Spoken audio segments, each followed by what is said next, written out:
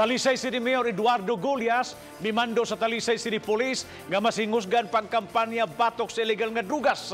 Mayor nagkanayon nga naglihok man ang kapolisan og minus sa migani ang pagkatap sa illegal nga drugas itandi sa dakbayan sa Sugbo og sa Lapu-Lapu City.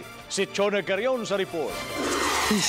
Dakong hagit alang kang Mayor Eduardo Gullias ang suliran sa illegal drugs sa Talisay City. Kininunot sa pamahayag ni Presidente Rodrigo Duterte nga wa gyud mulambo ang kampanya sa dakbayan batok niini. Apan hugot man ang pakigtambayayong sa syudad ngadto sa Kapolisan. Gani gilisdan gyud ang tanang pulis kaniadto gumikan sa hugot nga kampanya. We are taking very seriously the comments of the President, and we will intensify our operations against illegal drugs to rid Talisay of the menace. Apan nakita ni Gullias nga naglihok ang kapulisan sa syudad.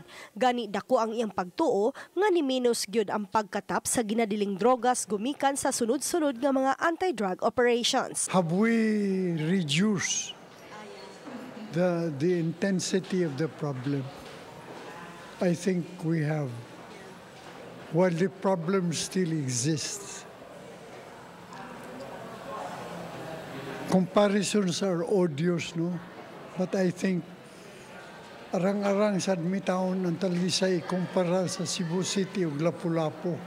Samtang gipakasama na lang ni Superintendent Marlo Conag, hepe sa Talisay City Police Station, nga hagit ang pamahayag ni Presidente Duterte. Kanunay man silang manakop sa mga may kalambigitan sa illegal drug train.